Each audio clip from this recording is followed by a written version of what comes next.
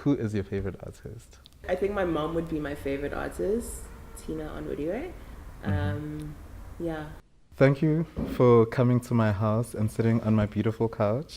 My name is Desire Marea, and I'm the half mother of FAKA. Hi, I'm Negiste Yesside Johnson, and I'm a polymath practitioner, fine art practitioner, yeah. So I've been following your work, and for those who don't know, Negiste had one of the most important blogs, and blogs were like really important. It's not that they aren't anymore, but your your blog Away Second was like quite an important portal for culture at that time, and it was like a place I used to go to, and Pelę and I would gossip about what's up, what's in, and a few years later we saw ourselves there. It was like really big, and yeah, and I'm really honored to get the chance to speak to you about your show. Negiste's got a show at the AVA Gallery in Cape Town, and it's called the Opalescent Abdication of Godot, aka Sometimes Shit Hurts Real Bad. What does that mean? There's certain like pains you go through in life that you can't actually describe to someone else, and it's not necessarily a physical pain that you experience, but it kind of like just takes over your entire body. I see that the videos all have like quite a distinct colorway. What role does color play in this body of work? With the pink, the Agwo video, that was the color palette for that came from Shakespeare House, because when I first created that first video I was in a very sensitive space and I needed to be soft with myself. With the blue phase 2, that one was because I was kind of going through a cleansing period and just like release and wanting to have like sanctuary from nature.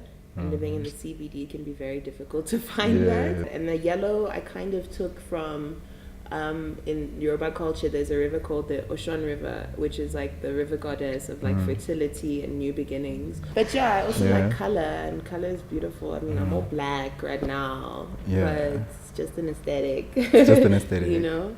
Going back to that Shakespeare House piece, Yeah.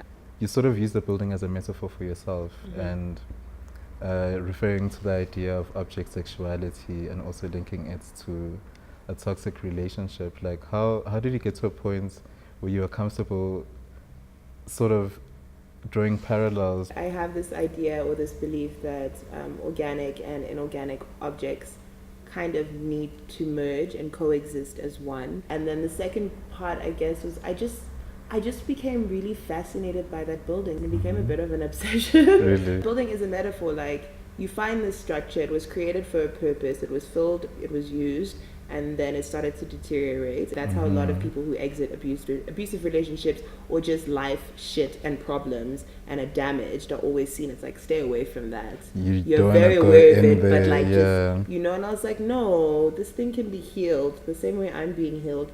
Favorite word? Aish.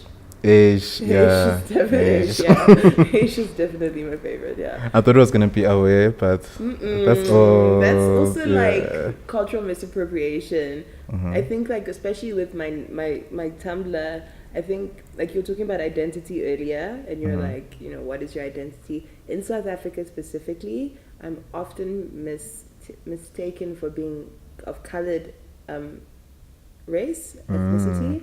And just because of the complexion of my skin. And I'm like, actually, I'm mixed race. And I don't have a problem in saying I'm mixed race, because right now it's like, oh, white is wrong. And it's like, no, there's nothing, I'm half white, half black. And I'm not going to denounce any of those races. But like the play on Away Masakin is because so often people are like, oh, you're colored. Within the colored community, it's like a way of saying like, how you doing? Or like, you know, it's a shout out basically. And so I just took that for myself, because you want to say I'm this, I can also use this word. But I took the H out and I made it all. So, and then Masakin was mother's child, which is like a homage to my mom. So it's like in awe of mother's child. So being in awe of like the glory of my mother's creation, which is me, yeah.